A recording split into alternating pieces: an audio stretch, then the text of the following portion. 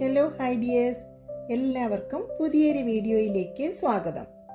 ഇന്ന് ഒരു നൊസ്റ്റാൾജിക് ഉപ്പിലിട്ടതിൻ്റെ റെസിപ്പിയാണ്. ഒരു നെല്ലിക്ക ഉപ്പിലിട്ടത്. നെല്ലിക്ക ഉപ്പിലിട്ടത് എന്ന് കേട്ടപ്പോൾ ചിലരെങ്കിലും നെറ്റിച്ചുളിച്ചില്ലേ? ഈ പഴത്തിനെ ഞങ്ങൾ നെല്ലിക്ക എന്ന് തന്നെയാണ് പറയുന്നത്. അപ്പോൾ ശരിക്കുള്ള നെല്ലിക്കയോ? അങ്ങനെ പറയുമ്പോൾ ഞങ്ങൾ ഇതിനെ ശീമനെല്ലിക്ക അല്ലെങ്കിൽ ചുവന്ന നെല്ലിക്ക എന്ന് പറയും. ശരിക്കുള്ള നെല്ലിക്കയെ കാട്ടുനെല്ലിക്ക എന്നും പറയും. അപ്പോൾ ഈ ഫലത്തിനെ പല പേരിലാണ് കേരളത്തിലുടനീളെ അറിയുന്നത് എന്നറിയാം. അപ്പോൾ നിങ്ങളുടെ നാട്ടിൽ ഇതിനെ എന്താണ് പറയുന്നത് എന്നൊന്ന് കമൻറ്റ് ചെയ്യൂ. പഴയകാല സ്കൂൾ ജീവിതത്തിലെ മറക്കാനാവാത്ത ഒരു നൊസ്റ്റാൾജിയ തന്നെയാണ് ഈ ശീമനെല്ലിക്ക. അക്കാലത്ത് സ്കൂൾ ഗേറ്റിൽ വിൽപ്പനയ്ക്ക് വെച്ചിരുന്ന ഈ ശീമനെല്ലിക്ക നിങ്ങളിൽ പലരും വാങ്ങി കഴിച്ചിട്ടില്ലേ? കൂടാതെ അന്ന് സ്കൂൾ ചോറ്റുപാത്രത്തിലെ ഒരു അവിഭാജ്യ ഘടകം കൂടിയായിരുന്നു ഈ ഉപ്പിലിട്ട നെല്ലിക്ക. ഇന്ന് നമുക്ക് നമ്മുടെ തോട്ടത്തിൽ നിന്ന് തന്നെ നെല്ലിക്ക പറിച്ചെടുത്താലോ? അതിനൊരു തോട്ടയൊക്കെ ആയിട്ട് കുറച്ച് ഉലുക്കിയിടുകയാണ് ചെയ്യുന്നത്.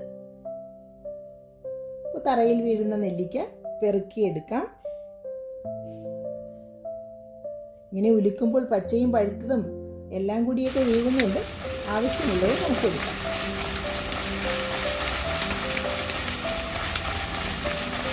അങ്ങനെ നെല്ലിക്കയെല്ലാം പറിച്ച് അതെല്ലാം ഈ പാത്രത്തിലാക്കി നമുക്കിനി അതിനൊന്ന് കഴുകി വൃത്തിയാക്കി എടുക്കാം.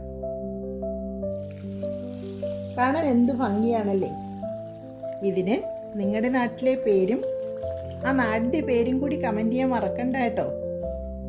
നമുക്കിത് കഴുകി വൃത്തിയാക്കി എടുത്തിട്ടുണ്ട്. ഇനി ഇതിലേക്ക് ഞാനിന്ന് കാന്താരി മുളകാണ് ഇടുന്നത്. അപ്പോൾ കാന്താരി മുളകും പറിച്ചുകൊണ്ട് വന്നിട്ടുണ്ട്. അതും ഒന്ന് കഴുകി വൃത്തിയാക്കി ഇടാം.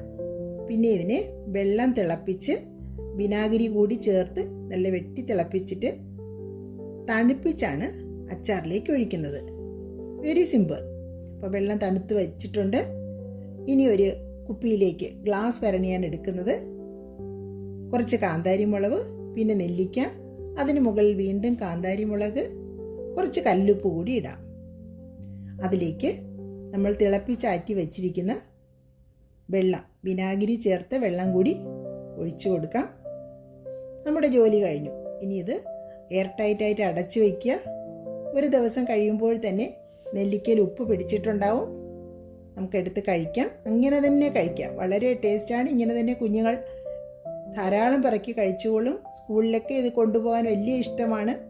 പിന്നെ ഇതിനെ വേണമെങ്കിൽ എടുത്ത് നമുക്ക് അച്ചാർ പൊടിയൊക്കെ ഇട്ട് അച്ചാറാക്കി എടുക്കാം. മുളകും കായവും ഉലുവയൊക്കെ ഇട്ട് സാധാരണ അച്ചാർ ചെയ്യുന്നത് പോലെ ചെയ്തെടുക്കാം. ഈ നെല്ലിക്ക എടുത്തിട്ട് പിന്നെ ചമ്മന്തി അരയ്ക്കാം. ഏത് രീതിയിൽ വേണമെങ്കിലും നമുക്കിനെ പ്രിപ്പയർ ചെയ്യാം. വളരെ ടേസ്റ്റിയാണ്. അപ്പോൾ നിങ്ങളിതൊന്ന് തയ്യാറാക്കി നോക്കണം. നിങ്ങൾ എങ്ങനെയാണ് തയ്യാറാക്കുന്നത് എന്നുകൂടി കമൻറ്റ് ചെയ്യുക. നിങ്ങളുടെ സ്കൂൾ ജീവിതം ഓർമ്മ വന്നവർ അതുകൂടി ഒന്ന് കമൻറ്റ് ചെയ്യൂ. ഈ നൊസ്റ്റാൾജിക് വിഭവം നിങ്ങൾക്കിഷ്ടമാണോ എല്ലാം ഒന്ന് പറയൂ.